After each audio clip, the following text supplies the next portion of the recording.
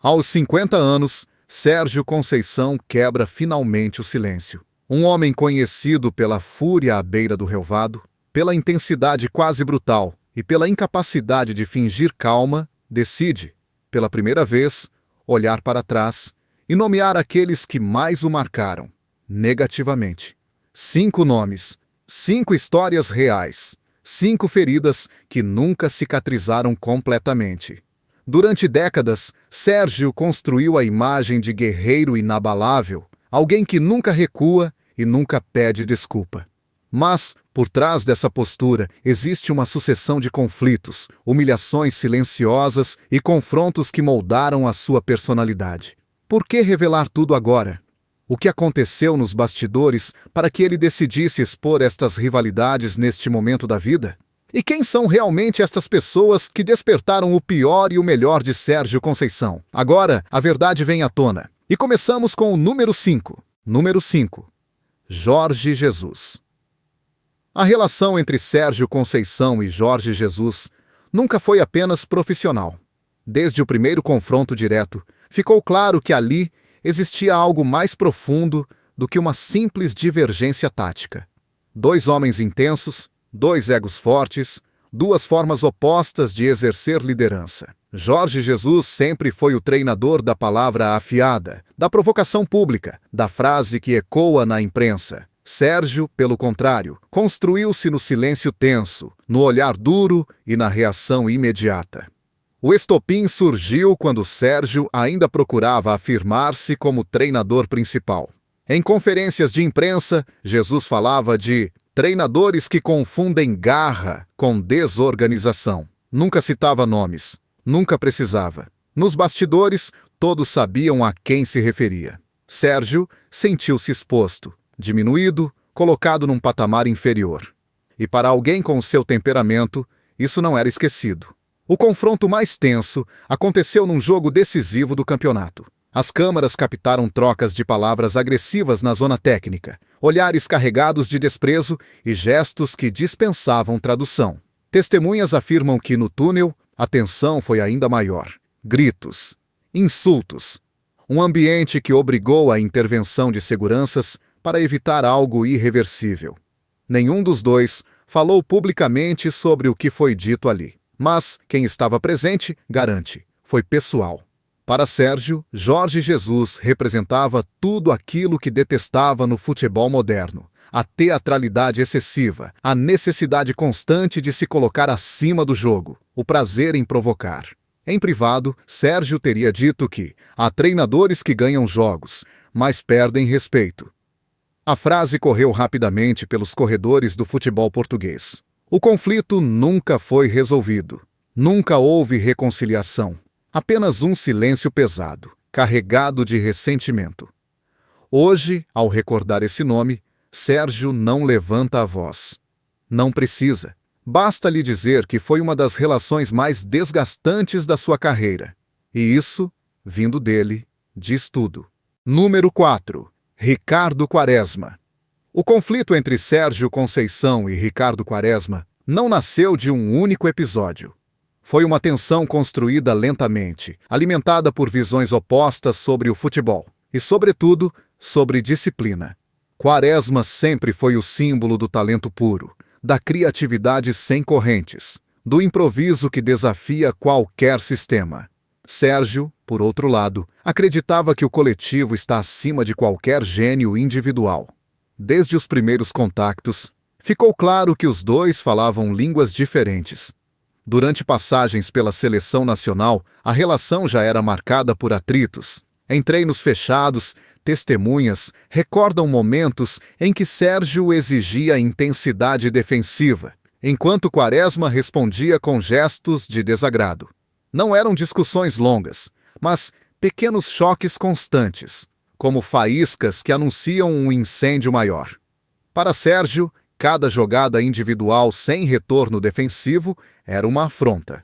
Para Quaresma, cada grito era uma tentativa de limitar quem ele realmente era. Anos depois, quando Sérgio assumiu funções como treinador, muitos acreditaram que a maturidade resolveria o passado. Aconteceu o contrário. O treinador via em Quaresma um jogador incapaz de aceitar regras absolutas. O jogador via em Sérgio um líder rígido demais, incapaz de compreender a importância da liberdade criativa. Nos bastidores, relatos indicam conversas tensas, decisões técnicas que soaram a castigo e um clima que nunca se tornou verdadeiramente saudável. O momento mais simbólico ocorreu quando Sérgio decidiu afastar definitivamente Quaresma das suas opções. Oficialmente foi uma decisão desportiva, mas internamente todos sabiam que havia algo mais, um choque de valores, uma linha que já não podia ser reparada. Para Sérgio, manter a autoridade era inegociável. Para Quaresma, sentir-se limitado era insuportável. Hoje, quando fala desse capítulo, Sérgio reconhece o talento extraordinário de Quaresma, mas não esconde a frustração. Diz que trabalhar com ele foi uma luta constante entre razão e emoção. Um duelo silencioso entre ordem e caos. Uma relação que nunca encontrou equilíbrio. Número 3. Vítor Bahia. À primeira vista, ninguém imaginaria que dois símbolos históricos do FC Porto pudessem carregar uma relação tão fria e desconfortável. Vítor Bahia representava a estabilidade, a autoridade silenciosa, o peso institucional de quem já tinha conquistado tudo. Sérgio Conceição era o oposto, explosivo, direto, emocional, incapaz de esconder o que sentia. Quando estes dois mundos se cruzaram, o choque foi inevitável. O distanciamento começou ainda nos tempos de seleção nacional.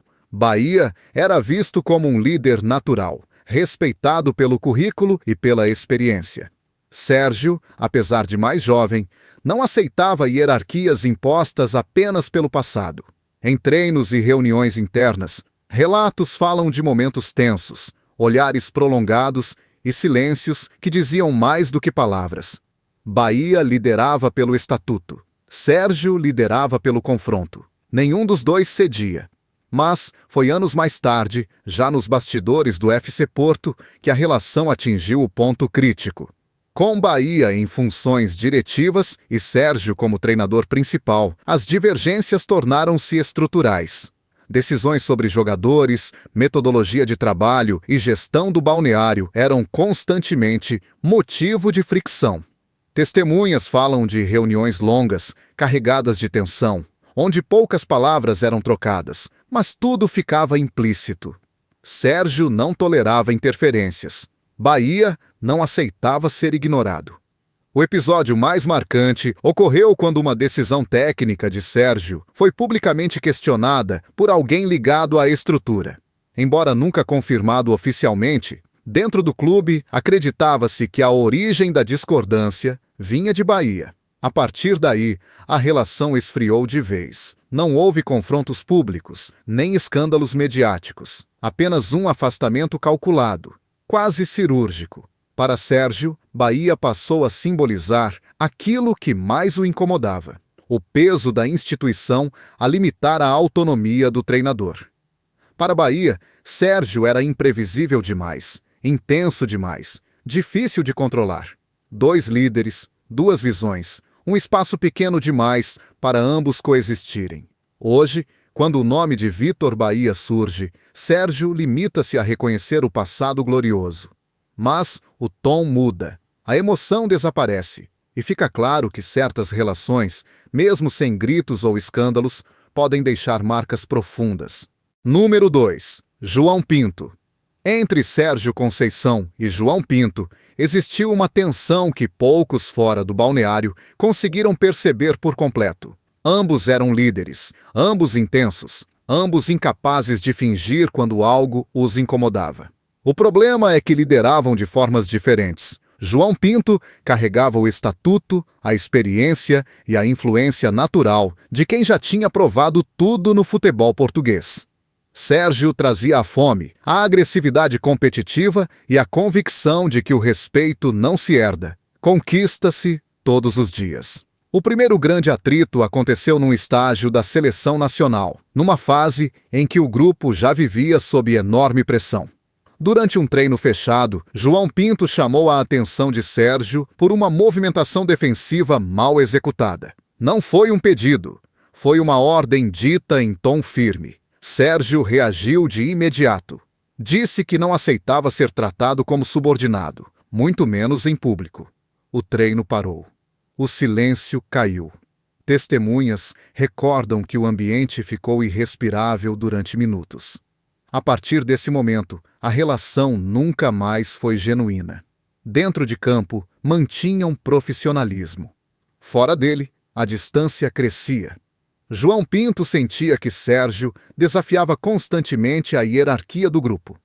Sérgio sentia que João Pinto usava o estatuto para impor autoridade sem diálogo. Dois líderes a disputar o mesmo espaço psicológico dentro do balneário. Houve tentativas de apaziguamento. Colegas intervieram. Treinadores tentaram equilibrar o grupo, mas a fricção mantinha-se latente. Bastava um jogo mal conseguido, uma substituição discutível, um comentário atravessado para reacender o conflito. Nenhum dos dois recuava. Nenhum dos dois esquecia. Anos mais tarde, já afastados do mesmo contexto, o respeito voltou. Mas apenas à superfície. Nunca houve amizade, nunca houve proximidade.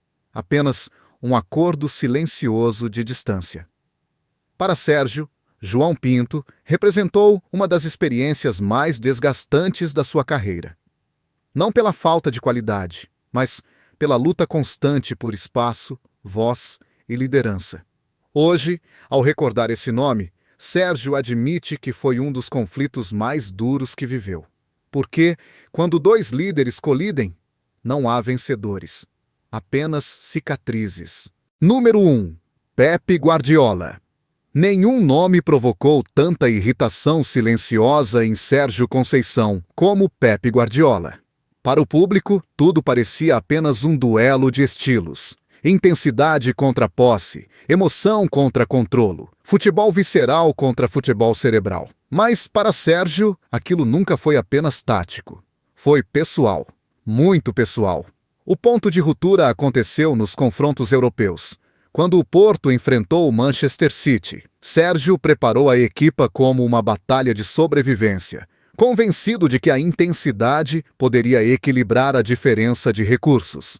No entanto, desde o primeiro apito, sentiu algo que o incomodou profundamente. Guardiola falava com árbitros, gesticulava com tranquilidade quase provocadora, como se tudo estivesse sob controle. Para Sérgio, aquela postura soava a desdém. No final do jogo, as imagens correram o mundo. Sérgio, visivelmente exaltado, dirigiu palavras duras a Guardiola. Não era teatro. Era frustração acumulada. Nos dias seguintes, em entrevistas, Sérgio deixou escapar frases sobre treinadores protegidos pela narrativa e respeito que nem sempre é devolvido em campo. Nunca disse o nome. Não precisava. Todos perceberam. Nos bastidores, relatos de pessoas próximas revelam que Sérgio sentiu que Guardiola nunca o viu como um igual. Não houve insultos diretos. Não houve confrontos públicos constantes. Houve algo pior: indiferença. Para um homem como Sérgio Conceição, ser ignorado dói mais do que ser atacado. Guardiola representava um futebol admirado pela elite, enquanto o seu próprio trabalho era muitas vezes rotulado como primitivo ou excessivamente agressivo. Esse contraste corroeu Sérgio por dentro. Ele acreditava que o seu mérito nunca foi reconhecido da mesma forma, que o seu caminho foi sempre mais duro, que a sua intensidade era julgada, enquanto a frieza de outros era celebrada. Guardiola tornou-se, assim, o símbolo de um sistema que Sérgio sentia não o respeitar. Hoje, ao falar desse confronto, Sérgio admite que foi o rival que mais o desestabilizou emocionalmente. Não por ódio puro, mas porque naquele espelho ele viu tudo aquilo que o futebol nunca lhe deu. O verdadeiro choque não está apenas nos 5 nomes revelados, mas na confissão final de Sérgio Conceição. Pela primeira vez, ele admite que muitos conflitos nasceram do medo de não ser respeitado num futebol cada vez mais político. Insiders revelam que Sérgio reconhece ter alimentado algumas guerras por impulso, não por ódio. O twist surge quando ele assume que essas rivalidades o destruíram, mas também o moldaram. Sem esses confrontos, talvez fosse mais aceite, mas nunca seria eu, confessa. Uma frase que muda completamente a leitura da sua carreira. Hoje, Sérgio Conceição aceita que a glória veio acompanhada de solidão. Títulos ficaram, relações perderam-se. Ele será lembrado como um líder feroz, intenso e verdadeiro, mas também como alguém que viveu sempre no limite. A sua história prova que no futebol o sucesso cobra um preço alto, e nem todos conseguem pagá-lo sem cicatrizes.